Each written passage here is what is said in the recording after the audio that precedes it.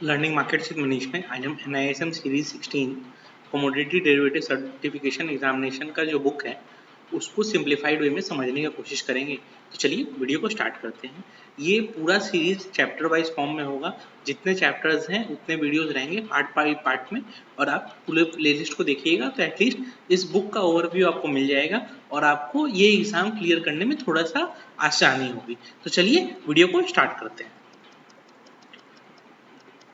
सो हमारा first chapter जो है like always introduction to commodity markets. इसके पहले मैं एक ब्रीफ ओवरव्यू दे दूं आपको कमोडिटी ट्रेडिंग कब से होते आ रही है। देखिए, पहला चीज तो ये है कि barter system was the first trading system evolved on earth. तो आपके पास मान लीजिए एक प्रोडक्ट प्रोड्यूस होता था, मान लीजिए आपके घर में गेहूं होता था और किसी के घर में चावल होता था, दोनों एक दूसरे से वो दोनों एक्सचेंज करते थे। इसको बोलते हैं बार्टर सिस्टम। फर्स्ट सिस्टम इसी पे आधारित था और कमोडिटी के बदले कमोडिटी एक्सचेंज की जाती थी। उसके बाद आया गोल्ड और सिल्वर कॉइन सिस्टम। सो लोग क्या करते थे कि ठीक है, हो सकता है मुझे चावल की जरूरत नहीं हो, हाँ, तो मुझे अगर फिर भी आपको बेचने हैं गेहूं तो मैं क्या चीज से बेचूंगा, तो मैं बेचता था सोना या चांदी के सिक्के से। वो हो गया। उसके बाद आया मनी का सिस्टम, तो लोगों ने पैसे से लेना देना चालू किया। यही चीज है कमोडिटी ट्रेडिंग। जब से ह्यूमन सिविलाइजेशन था तब से है। बार्टर सिस्टम के फॉर्म में पहले था, एक गुड्स के बदले दूसरे गुड एक्सचेंज की जाती थी। पहले लोग हर चीज गेहूं पे भी खरीदते थे। आज भी, अब तो चलिए गांव में कम हो गया है, लेकिन आज भी गांव में गेहूं वगैरह के बदले या चावल वगैरह के बदले लोग चीजें एक्सचेंज करते हैं। तो आज भी ये चीजें हैं। आज से 10 साल पहले तक तो है, मैंने खुद देखा है ये सिस्टम। लेकिन हाँ, अब मोटा मोटी अब हर जगह पैसे पे ही आ गया है। जिसको गेहूं बेचना होता है वो भी मंडी में जाके बेच देता है। सो यस, धीरे धीरे सिस्टम खत्म हो गया है। We have move to a currency system.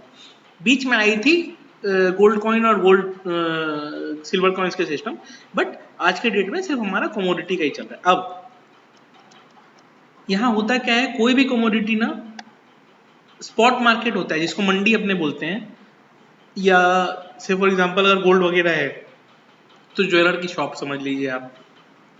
सो उसमें क्या होता है, जो जिनके पास होता है, मान लीजिए आपके पास प्रोडक्ट है तो आप गए वहां पे, गए अपना बेचे, उसके बदले कैश लिए। उसके बाद क्या होता है कि मान लीजिए आपको फिक्स है कि मेरे को आज नहीं चाहिए प्रोडक्ट, एक महीना बाद चाहिए। मान लीजिए आपको, आपके घर में एक कोई भी फंक्शन है छोटा मोटा, आपको मालूम है आज से 10 महीने बाद मुझे ज्वेलरीज लगेंगी। तो आप क्या गए, आप ज्वेलर के पास गए, बोले भाई मेरे को 10 महीना बाद इतना ग्राम सोना चाहिए। तो बोले यार देखो इतना रेट चल रहा है, आज आप बुकिंग करा दो तो हम आपका आज के रेट में फिक्स कर देंगे। तो ठीक है, तो लोग उतना थोड़ा बहुत पैसा उसको दे देते हैं डिपॉजिट, और धीरे धीरे करके over a period of time पैसे पे कर देते हैं, और वो बेसिकली उस जब जब आपको चाहिए तो आपको वो दे देते हैं। सो ये हो गया फ्यूचर के डेट पे आज आपने खरीद लिया, वही चीज है। अब इसको आप एग्जांपल कोई भी प्रोडक्ट में ले लीजिए। सो यहाँ पे अगर यहाँ पे जो एग्जांपल दी हुई है उसमें कैसा है कि मई 25 को ट्रेडर रेडी होता है राइस को बेचने के लिए जून 25 के लिए। तो एक महीने बाद ट्रेडर राइस बेचेगा। मान लीजिए उसके फार्म में राइस अभी होने लगा है, उसके खेत में अभी राइस हो गया है, बट उसने अभी काटा नहीं है, उसको जून 25 के आसपास डिलीवर करना है, और उसको मालूम है उस समय तक उसका क्रॉप रेडी हो जाएगा, तो वो उस समय के लिए कॉन्ट्रैक्ट में एंटर कर जाता है। ये हो गया फ्यूचर डेट में सेल करना। फ्यूचर डेट में सेल करने के लिए अगर आप कॉन्ट्रैक्ट राइट करते हैं तो वो हो गया फॉरवर्ड कॉन्ट्रैक्ट।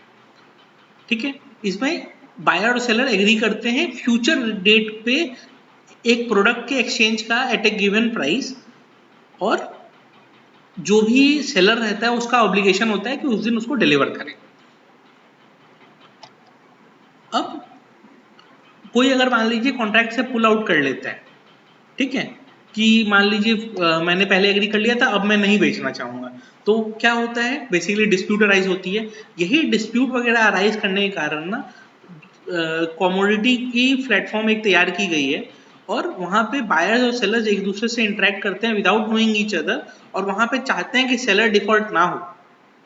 ठीक है, तो सेलर डिफॉल्ट ना हो, कोई मेरे को बोल दिया था कि मैं इतने प्राइस पे बेचूंगा लेकिन आज नहीं बेच रहा है, उसी को अवॉइड करने के लिए ये बेसिकली बनाया गया है, और कमोडिटी ट्रेडिंग प्लेटफॉर्म इंडिया में इवॉल्व हो रही हैं। अच्छा, अब मान लीजिए कोई बायर था, सेलर रेडी है, बायर खरीदने को अब रेडी नहीं हो रहा है, बोलता है नहीं मैं तो जिस प्राइस पे खरीदा था उससे ज़्यादा सस्ते रेट पे आज अवेलेबल है। तो क्या होगा उसमें, अब जो आपका ये क्या नाम है इसका सेलर है उसको लॉस हो रहा होगा, तो वाइसी वर्सा हो सकता है, तो वो डिस्प्यूट आने के चांसेस रहता है। बट अगर इसी को अगर आप सिंप्लीफाइड वे में एक्सचेंज ट्रेडिंग प्लेटफॉर्म्स पे डालते हैं जहाँ पे बायर सेलर एक दूसरे को जानते ही नहीं है, और जो आपने कर दिया उसके लिए आपकी ऑब्लिगेशन बन जाती है और you are binded by governing rules, तो आपको वो करना ही पड़ेगा, आपको एग्जीक्यूट करना ही पड़ेगा वो ट्रेड्स, तो आप वहां पे मुकर नहीं सकते, वही चीज हो गई। अब इसीलिए क्या होके रखा है कि एक्सचेंज गारंटी लेता है कि कॉन्ट्रैक्ट एग्जीक्यूट होगा, तो बायर और सेलर दोनों अपना ऑब्लिगेशन पूरा करेंगे, ये एक्सचेंज गारंटी लेता है, इसीलिए कमोडिटी ट्रेडिंग प्लेटफॉर्म एक्सचेंजेस पे इवॉल्व हुए हैं। अब जो एक्सचेंजेस पे प्लेटफॉर्म बनेंगे ना वो स्टैंडर्डाइज होंगे फॉर द सिंपल रीजन उनकी क्वालिटी स्टैंडर्ड होगी, एक प्योरिटी का बेंचमार्क होगा, मान लीजिए गोल्ड सिल्वर है तो प्योरिटी बेंचमार्क होगा, और अगर कमोडिटीज हैं तो उनमें एक पर्टिकुलर वेट कितना वीट में कितना पोर्शन ऑफ परफेक्ट होना चाहिए, कितना क्या होना चाहिए, फिर कितना आपका क्वांटिटी सही होना चाहिए, ये सब चीजें स्टैंडर्डाइज कर देता है एक्सचेंज और उसी हिसाब से प्रोडक्ट डिजाइन की जाती है। अब चूंकि क्या हुआ कि अब धीरे धीरे ये ट्रेडिंग प्लेटफॉर्म्स काफी ज्यादा इवॉल्व होने लग गए, तो जो लोग को नहीं भी इंटरेस्ट हो, अभी तक हम लोग क्या डिस्कस कर रहे थे कि जिनको इंटरेस्ट है वो ले रहे हैं, अगर मान लीजिए किसी को इंटरेस्ट ना भी हो फिर भी वो अगर ले लेता है, वो एंटर करता है ट्रेड में और टाइम के पहले अपना ट्रेड कैंसिल कर देता है, या फिर मान लीजिए बाई किया था तो सेल करके एग्जिट कर देता है ट्रेड से, तो क्या होता है कि उसको जो भी प्रॉफिट या लॉस था वो उसको अर्न कर पाता है। इसी कारण क्या हो गया है कि काफी लोग मार्केट में ऐसे आ गए हैं जिनको उस प्रोडक्ट से कोई लेना देना नहीं है। मान लीजिए उसको गोल्ड 1 kg कॉन्ट्रैक्ट में वो एंटर कर रहा है, उसको 1 kg गोल्ड तो खरीदना ही नहीं है, लेकिन वो क्या कर रहा है, एंटर कर रहा है, उसको क्या बोलते हैं, स्पेकुलेटर। अगर वो मान लीजिए बाई साइड पे है और तो उसका स्पेकुलेशन क्या होगा कि प्राइस बढ़ेगा, बायर को तभी फायदा होगा जब प्राइस बढ़ेगा, अगर वो सेल साइड पे उसको लगता है कि प्राइस गिरेगा तो वो सेल साइड पे सेल करता है, और जब प्राइस नीचे जाती है तो वो वापस वहां से बाई करता है, उसके बीच का जो डिफरेंस होता है वो अर्न कर लेता है, इसको कहते हैं स्पेकुलेटर। अब इवेल्युएशन ऑफ कमोडिटी एक्सचेंजेस पे डिस्कशन करते हैं। सो इसका ओरिजिन जापान से माना जाता है। ओसाका राइस एक्सचेंज 1730 में सेटअप किया गया था। टोक्यो के बाद सबसे बड़ा जापान का city is Osaka. Osaka rice और पैडी फील्ड्स के लिए बहुत फेमस है और आज भी वो एग्रीकल्चर का अच्छा खासा हब माना जाता है। और टोक्यो की आपका समझ लीजिए 40% पॉपुलेशन, सॉरी जापान की 40% पॉपुलेशन आपकी टोक्यो और ओसाका दो ही सिटी में रहती है, बाकी 60% कंप्लीट एग्रीकल्चर पर डिपेंडेंट है। सो ये one of the major trading centre बन गया था राइस के लिए। इसी तरह धीरे धीरे ये होने लगा। उसके बाद क्या हुआ, Chicago Board of Trade CBOT US, जिसको आज शिकागो मर्केंटाइल एक्सचेंज भी बोलते हैं, और LME London Metal Exchange UK में धीरे धीरे फॉर्म हुए। 1848 में सीबॉट और 1877 में लंदन मेटल एक्सचेंज, ये दो बने। आज के डेट में जितने भी मान लीजिए गोल्ड हो गया, मेटल्स हो गए, इंपॉर्टेंट मेटल्स जितने भी हैं, सबका प्राइजेस लंदन डिटरमाइन करता है। बहुत सारे ये क्या नाम है इसका, बहुत सारे मान लीजिए नाइमेक्स का जो क्रूड है और भी कुछ कुछ मेटल प्राइजेस हैं, उनका प्राइस ये आपका Chicago Mercantile exchange CME decide करता है। सो इसी तरह से ये सारे प्राइस गिवर्स बन गए over a period of time, और ये दोनों एक्चुअली सबसे इंपॉर्टेंट कमोडिटी एक्सचेंजेस में आते हैं। उसके बाद धीरे धीरे हर जगह कमोडिटी एक्सचेंजेस खुलने लगे, अर्जेंटीना, चाइना, इजिप्ट, रशिया, सब जगह खुलने लगे। और मार्केट लिबरलाइजेशन जैसे ही इंडिया में हुआ 1990s के बाद, तो उसके बाद धीरे धीरे इंडिया में छोटे छोटे कमोडिटी एक्सचेंजेस भी बनने लग गए। अब उसके बाद अगर major commodity exchange in the world, वो हम आगे डिस्कस करेंगे, वो हमारे आगे का एक लिस्ट है, एनेक्सर 1 में आपको दिखा दूंगा। अब इंडिया में कमोडिटी ट्रेडिंग कब से स्टार्ट हुई, देखिए कौटिल्य का अर्थशास्त्र से रिलेटेड दिखा रहा है यहाँ पे, बट हम इस पे डिस्कशन नहीं करते हैं। तेजी, मंदी, गली, फाटक, ये सब टर्म्स ये काफी पुराने बन गए थे। However organised commodity trading derivative trading start हुई थी 1875 Bombay cotton and trade association limited, जिसमें कॉटन एक कॉन्ट्रैक्ट हुआ करता था। सो कॉटन के फार्मर्स अगर होते थे, और बॉम्बे में ना कॉटन मिल्स और क्लॉथ मिल्स बहुत फेमस हुआ करती थी, तो वो लोग क्या करते थे कि फार्मर्स के साथ एग्रीमेंट कर लेते थे फ्यूचर के लिए, और उसी में बाइंग सेलिंग चलती रहती थी, जिसको जैसे ऑर्डर लगाना था वो लगाता था। सो ये फर्स्ट एक आपका समझ लीजिए कमोडिटी एक्सचेंज सॉर्ट ऑफ था, जहाँ पे कमोडिटी ट्रेडिंग होती थी। उसके बाद कैलकाटा हैसन एक्सचेंज, जिसमें रूट का, जैसे आज भी कैलकाटा में जूट बोर्ड है और आपका टी बोर्ड है, तो वो सब आज भी एक समझ लीजिए कमोडिटी की ट्रेडिंग प्लेटफॉर्म ही है। उसके बाद जैसे जैसे जो एग्रीकल्चर के हब हैं, हापुड़ हो गया, अमृतसर हो गया, भटिंडा, राजकोट कॉटन, ब्रास और 3-4 प्रोडक्ट्स काफ़ी बड़ा हब है, जयपुर है, फिर दिल्ली है, ये सब में धीरे धीरे छोटे छोटे कमोडिटी एक्सचेंजेस बनना चालू हो गए। अच्छा, उसके बाद क्या हुआ, होर्डिंग, नेचुरल डिजास्टर, ये सब चालू हुआ, तो गवर्नमेंट ऑफ बॉम्बे ने वॉर प्रोविजन एक्ट ऐसे करके कुछ लाया। उसके बाद धीरे धीरे ऑप्शन ट्रेडिंग यहाँ से बंद कर दी गई थी। उसके बाद क्या हुआ, ये धीरे धीरे इवेल्युएशन ऐसे ऐसे होने लग गया। उसके बाद FCRA बना, foreign contract regulation act, forward contract regulation act government of India ने बनाया। FCRA बेसिकली ये क्या नाम है, रिपील कर दिया गया था 28 सितंबर 2016, और लोगों को 1 साल का टाइम फ्रेम दिया गया था कि आप सेबी वाले सीक्रा एक्ट के अंडर आ जाएं। आज के डेट में इंडिया में कमोडिटी ट्रेडिंग इंडियन एक्सचेंजेस पे सोफिस्टिकेटेड लेवल पे पहुंच चुकी है। सही बात है, सारे कॉन्ट्रैक्ट इतने स्टैंडर्ड हैं, और प्लस छोटे कॉन्ट्रैक्ट्स तो अब है ही नहीं, तो नॉर्मल लोग तो उसमें एंटर ही नहीं कर पाएंगे।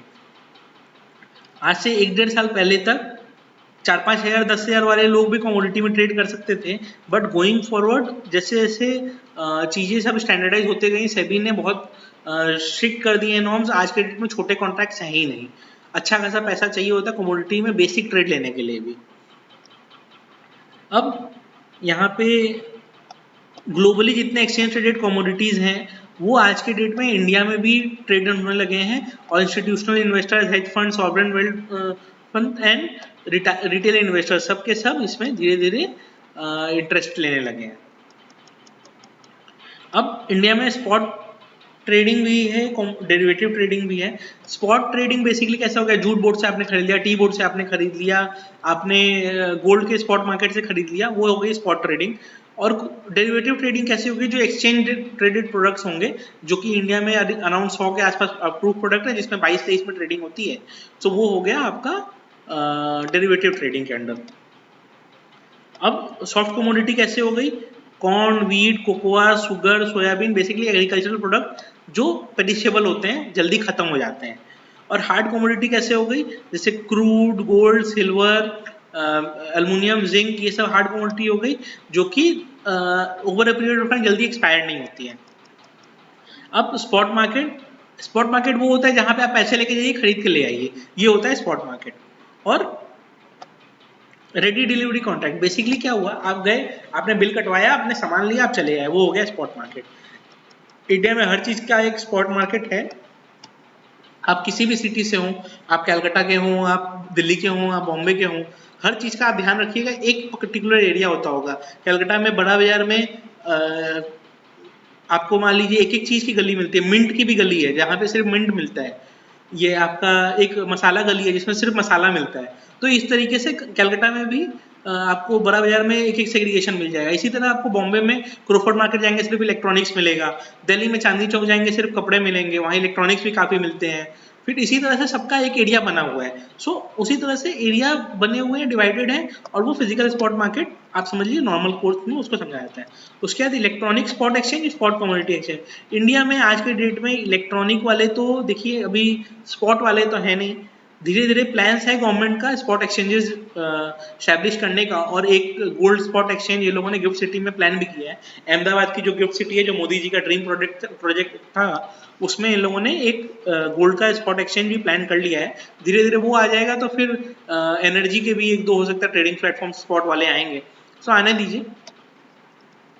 अब डेरिवेटिव मार्केट्स तो देखिए, फ्यूचर और फॉरवर्ड में 2 डिफरेंस होता है। फॉरवर्ड क्या होता है, OTC होता है, ओवर द काउंटर, मतलब आप दुकान गए, आप खरीदे चले आए। एक्सचेंज ट्रेडेड क्या होता है, बेसिक सॉरी, और फ्यूचर्स क्या होता है, एक्सचेंज ट्रेडेड होता है इन द सेंस कि एक्सचेंज पे उसका प्रोडक्ट लिस्टेड है, आप बाई और सेल एक्सचेंज पे ही करेंगे। उसके बाद फॉरवर्ड कॉन्ट्रैक्ट में आप किसके संग कॉन्ट्रैक्ट एंटर कर रहे हैं ये आपको पता होता है, फ्यूचर में आपको ये नहीं पता होता है। ये अंडरलाइन डिफरेंस फॉरवर्ड और फ्यूचर में होता है।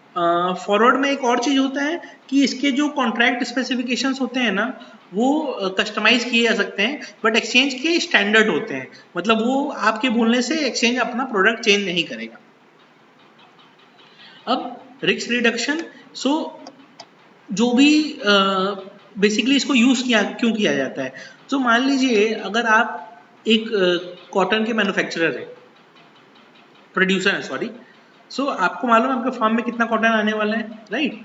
आपको क्या करना है, आपको अपना प्रोडक्ट जैसे ही आपको बेच देना है, बट आपको ये पता नहीं है कि गोइंग फॉरवर्ड फ्यूचर में क्या रेट हो सकता है कॉटन का। तो आपने क्या किया, आपने देखा कि एक्सचेंज पे ये रेट मिल रहा है, अगर आपको सही लगता है उस रेट पे आप बेचने को रेडी हो जाते हैं, आप कॉन्ट्रैक्ट में एंटर कर जाते हैं, और आप जब एक्सपायरी आती है उसकी तो आप वहाँ पे प्रोडक्ट अपनी डिलीवर कर देते हैं, हाँ प्रोवाइडेड आप अपनी कंडीशंस मीट करें उसमें, तो सो उस तरीके से। इसी तरह प्लांटिंग साइकिल, क्रॉप पैटर्न्स, ये सब के हिसाब से लोग अपना प्लानिंग करते हैं कि मान लीजिए कपास का कॉन्ट्रैक्ट, कपास है जो कॉटन का पेरेंट है, सॉरी पेरेंट बोल रहा हूँ मैं, जिससे कॉटन बनता है, सो अब वो कब होने वाला है, तो वो मान लीजिए आपका सोइंग सीजन ये है और आपका हार्वेस्टिंग सीजन एक पर्टिकुलर आएगा।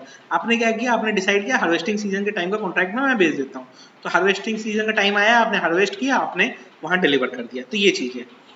और प्लस अगर आप फ्यूचर रेट पे बेच देते हैं तो आप क्या करते हैं, अपना रिस्क ट्रांसफर कर दे रहे हैं। प्लस मान लीजिए आप गोल्ड के मान लीजिए ज्वेलर हैं, आपके पास गोल्ड का स्टॉक है, तो गोल्ड का दाम अगर बढ़ता है तब तो आपको ज्यादा रिस्क नहीं है, बट अगर गोल्ड का दाम गिरता है तब क्या होगा, तब तो आपको लॉस होगा ना, क्योंकि आपने इन्वेंट्री जो खरीदी तो वो आपको लॉस दे रहा है। तो आप क्या करते हैं, आप हेज करके चलते हैं एक्सचेंज प्लेटफॉर्म पे कि अगर रेट गिरता है तो मुझे जो लॉस लगेगा लगेगा, और वो रेट गिरता है तो मुझे फिजिकल में जो लॉस हो रहा है वो मेरे को एक्सचेंज में रेट गिरने के कारण उतना पैसा आ जाएगा वापस। और अगर आपका प्राइस ऊपर जाता है तो आपका प्राइस ऊपर जाने के कारण आपको M2M लॉस हो रहा होगा, लेकिन आपको प्रॉफिट कहाँ से आ जाएगा, आपका फिजिकल वाला एसेट तो बढ़ जाएगा ना, तो वहां से आपको प्रॉफिट आ जाएगा। प्लस प्राइस डिस्कवरी होती है। देखिए कोई भी चीज अगर दो बायर और सेलर हैं, बायर का ये व्यू होगा कि भाई मुझे प्रोडक्ट कितना सस्ता से सस्ता मिल सके, और सेलर का क्या होगा कि मुझे कितना ज़्यादा से ज़्यादा पैसा मिल सके। वो दोनों जहां अलाइन करता है वो होती है प्राइस डिस्कवरी पॉइंट, और वहीं पे प्राइस डिस्कवरी होती है आपकी। अच्छा, चूंकि एक्सचेंज पे ट्रांजेक्शन्स होते हैं और बहुत कम मार्जिन में काम होता है, मान लीजिए 100 रुपये का काम है तो 20% अगर मार्जिन लग रहा है तो 20 रुपये में काम हो जाता है, इसलिए ट्रांजेक्शनल एफिशिएंसी भी बोल के एक फैक्टर होती है, इसीलिए एक्सचेंज पे डेरिवेटिव ट्रेडिंग इतने पॉपुलर होकर रखे हैं। फॉरवर्ड्स का मैंने जैसे बताया आपको कि ये लीगली एनफोर्सेबल एग्रीमेंट है for delivering of good at a future date at an agreed price. इसके जैसे मैंने बताया था कि फॉरवर्ड में क्या स्पेसिफिक, फॉरवर्ड में आप कस्टमर के हिसाब से अपना कॉन्ट्रैक्ट को डिजाइन कर सकते हैं। मनी चेंज जब नेगोशिएशन होता है तब नहीं होता है, बट मैच्योरिटी पे होता है। बोथ पार्टी का ऑब्लिगेशन है कॉन्ट्रैक्चुअल टर्म्स फुलफिल करने का, बट डिफॉल्ट भी हो सकता है, कोई नहीं भी करे तो कुछ नहीं कर सकते हैं। अच्छा, और कॉन्ट्रैक्ट्स को एक्सपायरी तक आपको रखना ही पड़ेगा, ये कंपलसरी है, आप एग्जिट नहीं कर सकते कॉन्ट्रैक्ट से। फ्यूचर्स, फ्यूचर्स में क्या होता है, फ्यूचर्स बेसिकली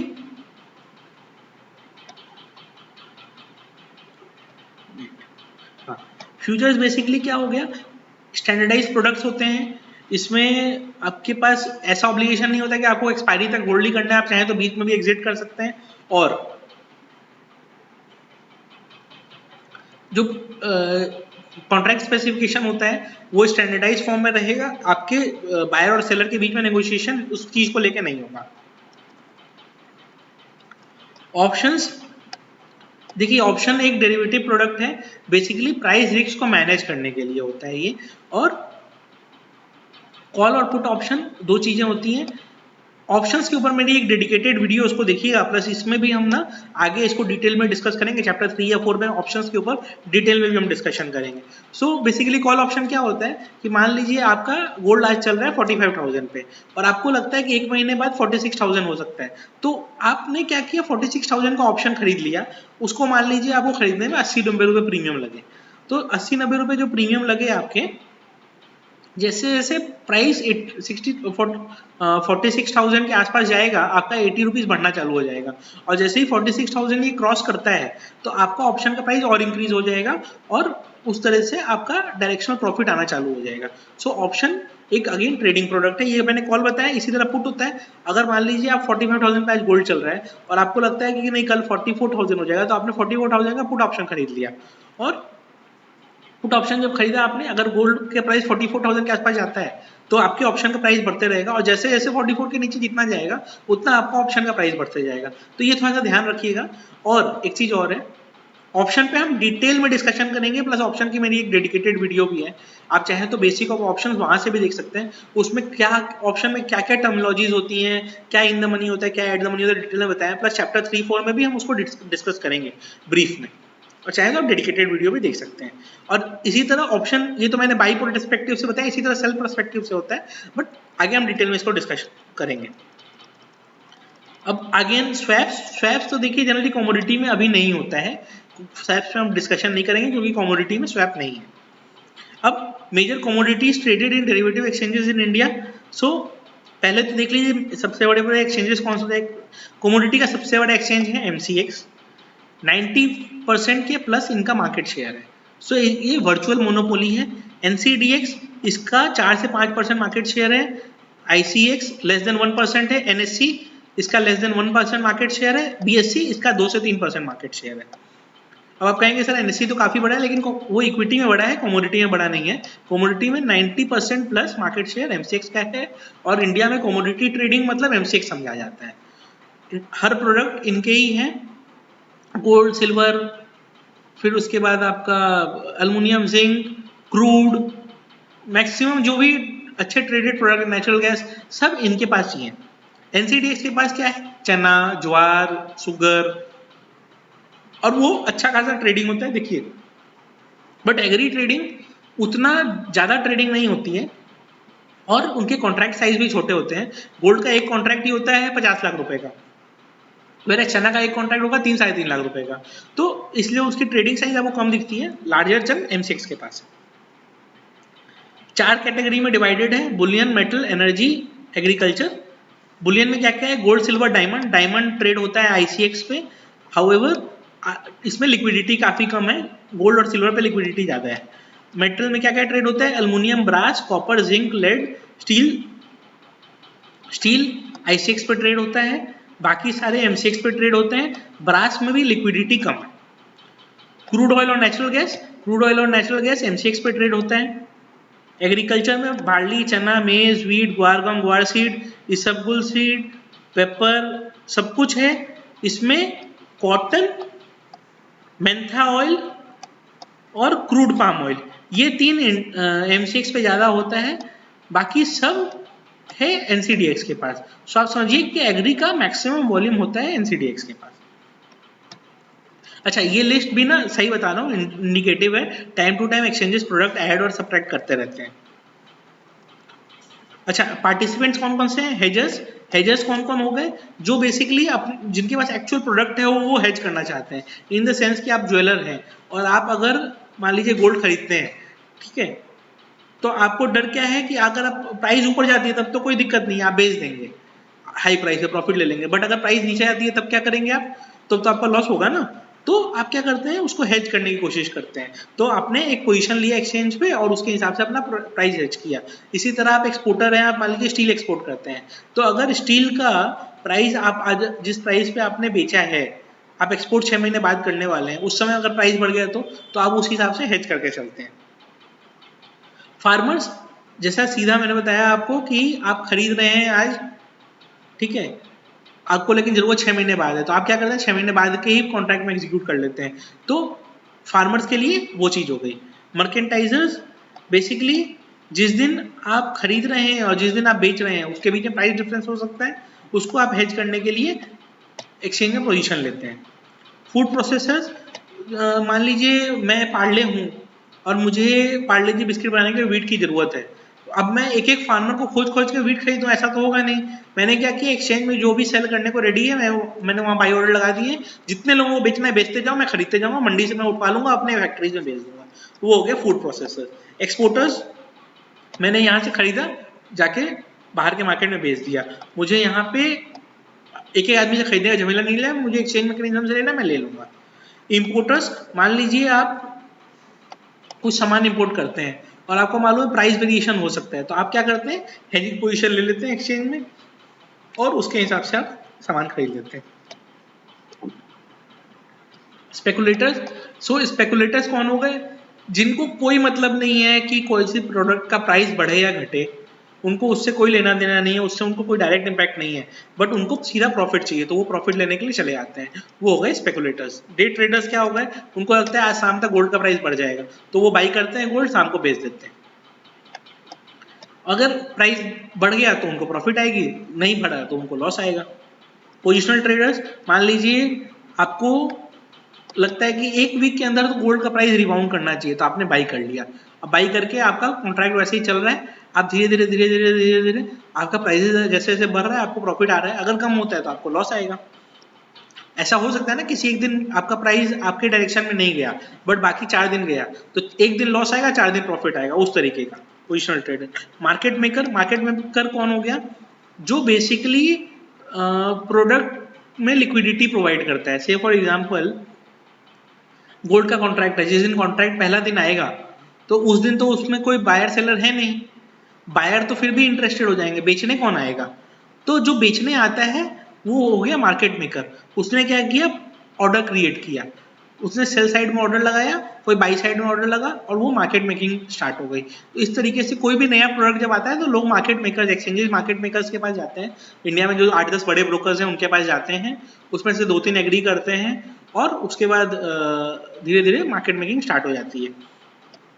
आर्बिट्राइजर्स, सो आर्बिट्राइजर्स क्या करते हैं, मान लीजिए से फॉर एग्जांपल अभी प्राइस स्पॉट में चल रहा है 100 रुपए और 101 रुपए चल रहा है फ्यूचर में, 1 रुपए का डिफरेंस अपॉर्चुनिटी है, आर्बिट्राइजर क्या करता है, उसको खाने की कोशिश करता है। सो आर्बिट्राइजर का क्या काम हो गया, प्राइस डिफरेंस, प्राइस आर्बिट्रेशन कहीं भी दिख रहा है उसको वो खा जाता है।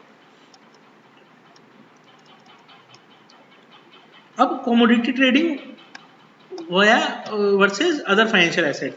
सो देखिए कमोडिटीज फिजिकल होते हैं और ये एक्चुअली एक एसेट होते हैं, इक्विटी की तरह या फिर अदर डेरिवेटिव प्रोडक्ट की तरह नहीं होते हैं जिसका एग्जिस्टेंस ही कुछ नहीं होता है। कमोडिटी में सीजनैलिटी का इम्पैक्ट पड़ता है, यस, हर कमोडिटी में असर पड़ता है। आप अगर आप देखेंगे तो धनतेरस वगैरह के समय गोल्ड का डिमांड ज़्यादा रहता है, तो थोड़ा सा उस समय प्राइसेस बढ़े रहते हैं, नॉर्मल डेज में प्राइस कम रहते हैं। सो सीजनैलिटी का भी उस पर इम्पैक्ट होता है, कोई क्रॉप अगर इस पर्टिकुलर सीजन का है तो उस पर्टिकुलर सीजन में उसका प्राइस कम रहेगा। अभी जैसे आलू सस्ता होकर रखा है, प्याज थोड़ा सा महंगा है, लेकिन कुछ दिन बाद जब आलू का सीजन खत्म हो जाएगा तो आलू महंगा हो जाएगा, तो वो चीज़ें हो गई। उसके बाद कोई भी और फाइनेंशियल प्रोडक्ट का ना क्रेडिट वर्दीनेस उसके फाइनेंशियल पोजीशन और उसमें कितना रिस्क है उसके हिसाब से डिटरमाइन होता है। कमोडिटी का प्राइस क्या है, डिमांड सप्लाई के ऊपर होता है। जैसे मान लीजिए एक पर्टिकुलर शेयर है, उसका प्राइस कैसे डिटरमाइन होगा, उसका प्राइस वो कंपनी का क्या वर्थ है उसके हिसाब से डिटरमाइन होगा। बट गोल्ड हो गया, सिल्वर हो गया, आपका क्रूड ऑयल हो गया, ये किसके है, डिमांड ज्यादा है सप्लाई कम है तो प्राइस बढ़ेंगे, सप्लाई ज्यादा है डिमांड कम है तो प्राइस गिरेंगे। ये चीज हो गया आपका कमोडिटी का प्राइसिंग। डिलीवरी प्रोसेस, सो अगर कोई कॉन्ट्रैक्ट की एक्सपायरी तक कॉन्ट्रैक्ट होल्ड करता है तो उसको फिर डिलीवरी मार्क होती है, अगर वो बायर है तो उसको खरीदना है, सेलर है तो उसको देना है। ये हो गया डिलीवरी प्रोसेस। एक्सचेंजेस के डेजिग्नेटेड वेयर हाउसेज होते हैं, गोल्ड सिल्वर के लिए वॉल्ट होता है, एग्री प्रोडक्ट के लिए वेयर हाउसेज होते हैं, वहां पे डिलीवरी होता है। कुछ कुछ प्रोडक्ट ऐसे हैं जैसे क्रूड हो गया, नेचुरल गैस हो गया, जो सेंसिटिव प्रोडक्ट में आते हैं गवर्नमेंट ऑफ इंडिया के डेफिनेशन में, उसमें फिजिकल डिलीवरी नहीं होती है, उसमें कैश सेटलमेंट होता है। क्वालिटी एक्सचेंजेस क्या करते हैं ना, क्वालिटी के ऑडिट कराते हैं, एसएआर बोल के उनका एक कंसेप्ट होता है जो एसेस करता है कि क्या क्वालिटी है। तो एसएआर क्वालिटी का एश्योरेंस देता है और क्वांटिटी का एश्योरेंस वेयर हाउस वाले देते हैं। सो वेयर हाउस एक सेंट्रल और इंपॉर्टेंट रोल प्ले करता है जो भी डिलीवरी मैकेनिज्म में वेयर हाउसिंग के थ्रू ही होती है। ध्यान रखिएगा, वेयर हाउस एग्री प्रोडक्ट्स के लिए होता है, वॉल्ट होता है गोल्ड और सिल्वर के लिए, उसको भी वेयर हाउस ही बोलेंगे बट उसको वॉल्ट एक्चुअल टर्म्स में वॉल्ट बोलते हैं। और एक डिलीवरी का नोटिस पीरियड होता है जिसमें आपको मान लीजिए 4 दिन है, तो ये 4 दिन में आपको डिलीवरी उठा लेनी है, वो हो गया डिलीवरी का नोटिस पीरियड। अच्छा, अभी ना एमसीएक्स और एनसीडीएक्स दोनों पे कॉमरिस्क और कॉन्ट्रैक्ट बोल के दो चीजें होती है। जैसे डीमैट आपने सुना होगा इक्विटी में, उसी तरह कमोडिटी की जो डीमैट अकाउंट है जिसको रिपोजिटरी सिस्टम बोलते हैं, एमसीएक्स का है कॉमरिस्क और एनसीडीएक्स का है कॉन्ट्रैक्ट। उसमें क्या होता है, अगर आपने गोल्ड खरीदा और गोल्ड कहीं अहमदाबाद में आपको डिलीवरी हुई है, अब वो अहमदाबाद में आपको डिलीवरी नहीं उठानी है तो आप अपने कॉमरिस्क अकाउंट में रख सकते हैं, वो वहां पे आपको वॉल्ट चार्जेस लगते रहेगा, वॉल्ट चार्जेस आप पे करिए और आपके कॉमरिस्क अकाउंट में ही रहेगा, आपको जब बेचना होगा तो आप बेच देंगे, तो फिर वो कॉमरिस्क अकाउंट से आपके निकल जाएगा और सेल हो जाएगा। ये हो गया आपका नॉर्मल वेयर हाउसिंग ऑपरेशन। और कमोडिटी में अगर कोई पूछे कि डीमैट होता है तो यस डीमैट होता है, डीमैट एग्जैक्ट नहीं होता है, डिपॉजिटरी सिस्टम होता है, कॉन्ट्रैक्ट हो गया एनसीडीएक्स का, कॉमरिस्क हो गया एमसीएक्स का।